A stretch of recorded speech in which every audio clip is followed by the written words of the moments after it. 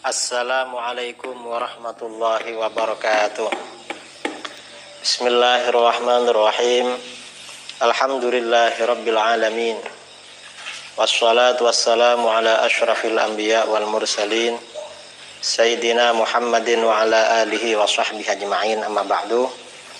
Saudara-saudara kaum muslimin dimanapun Anda berada, ada pertanyaan, apakah umat Islam wajib meyakini, beriman akan datangnya Imam Mahdi? Ini yang pertama.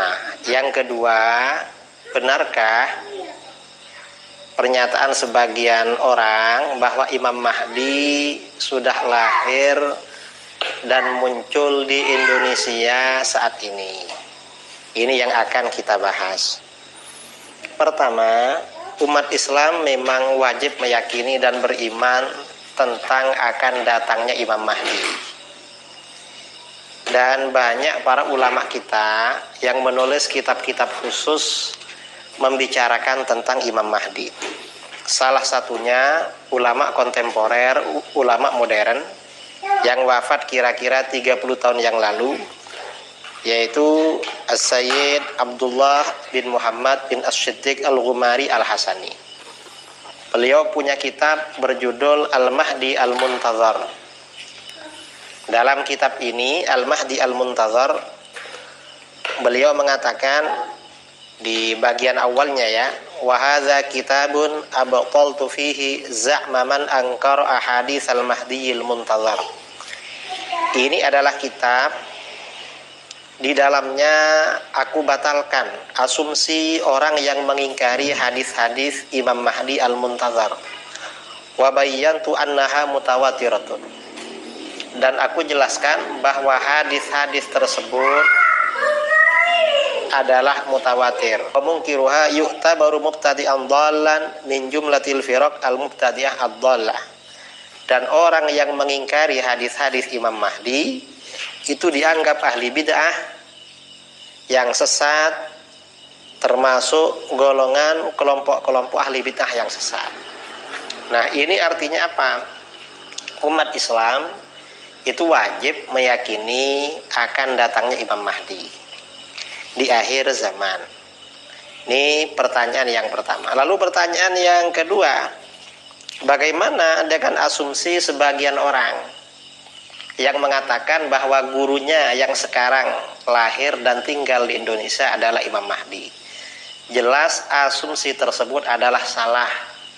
Asumsi tersebut, ya, seperti dikatakan oleh Imam Ibnu Hajar Al-Haytami ketika ditanya tentang orang yang bukan Imam Mahdi diasumsikan sebagai Imam Mahdi, kata beliau, hadza i'tiqadun batil wa dhalalatun qabihah wa jahalatun syani'ah.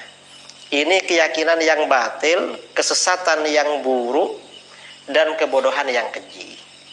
Mengapa tidak sesuai dengan identitas Imam Mahdi yang diterangkan di dalam kitab-kitab hadis? Nah, di dalam kitab Al-Mahdi Al-Muntazar ini, setelah Sayyid Abdullah Al-Ghumari menguraikan banyak hadis tentang Imam Mahdi Al-Muntazar ini, diriwayatkan dari 38 jalur. 33 jalur diantaranya melalui para sahabat dan 5 jalur melalui generasi tabi'in. Artinya apa? Hadis ini lebih dari cukup untuk dikatakan mencapai standar mutawatir. Nah, dari sekian banyak hadis itu, Sayyid Abdullah Al-Ghumari kemudian menyimpulkan beberapa kesimpulan tentang identitas Imam Mahdi. Yang pertama apa? Tentang namanya. Nama Imam Mahdi ini namanya Muhammad bin Abdullah, sebagaimana datang dalam sebagian hadis. Kemudian kunyahnya Abu Abdillah. Jadi bukan Abu Ahmad, bukan Abati, bukan siapa, tapi Abu Abdillah ini. Bittifaqir riwayat, dengan mufakat semua riwayat-riwayat. Ini tentang kunyahnya. Kemudian ciri-ciri fisik dan pakaian Imam Mahdi. Berdasarkan banyak hadis, wa rajulun tawilul qamah adamu ay asmaru.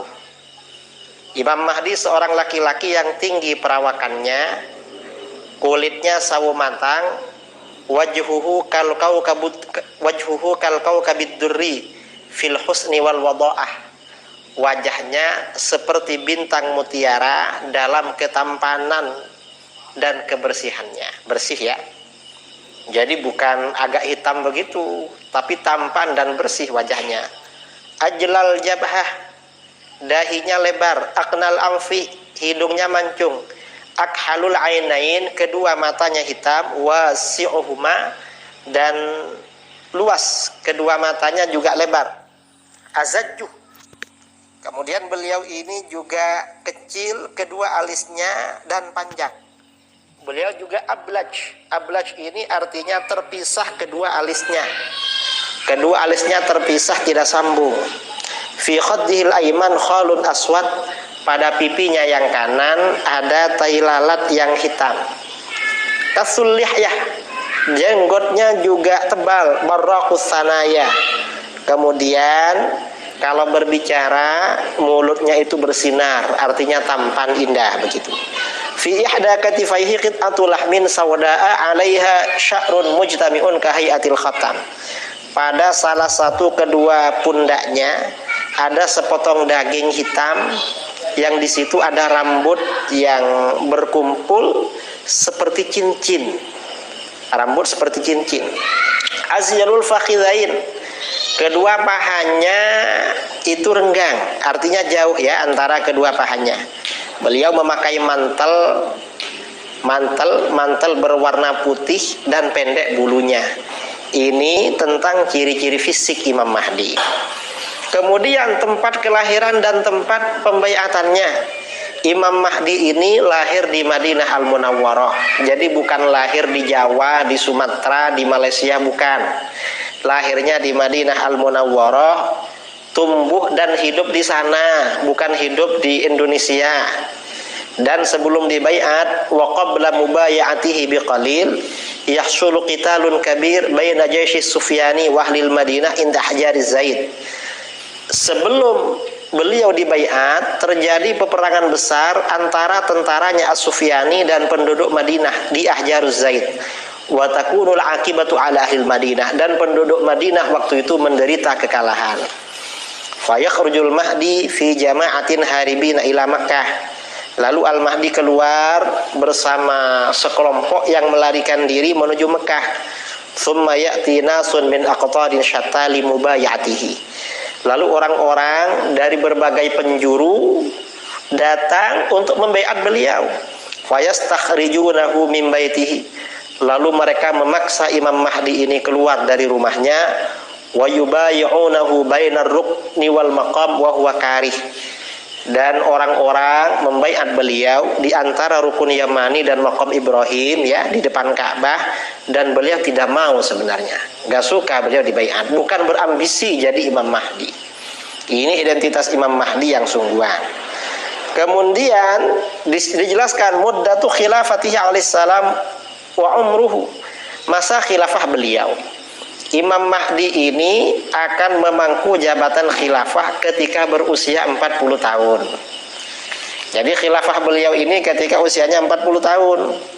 Lalu tinggal beliau di dalam khilafah ini selama 7, 8 atau 9 tahun. Di mana kesejahteraan, keadilan dan harta yang melimpah itu merata waktu itu. Kemudian beliau meninggal usianya tidak melebihi 65 tahun. Usianya tidak melebihi 56 tahun. Dan tidak ada keterangan kapan beliau meninggalnya. Belum ada keterangan ya. Kemudian tanda-tanda kemunculannya tidak ada ketentuan dari Nabi SAW. Tapi dalam sebagian hadis ya, adapun tanda-tanda kemunculannya itu ada diterangkan di dalam banyak hadis. Hadis Abi Sa'id, Ummi Salamah, Aisyah, Ummi Habibah, Auf bin Malik, Hudzaifah, Ali Al-Hilali radhiyallahu anhu. Nah, ini artinya apa? Dari sini jelas sekali Karena Imam Mahdi ini seorang imam yang agung, di mana kemunculannya merupakan pertanda akhir zaman. Dan itu kemunculan beliau pertanda akan keluarnya Dajjal, lalu segera turunnya Nabi Isa alaihissalam.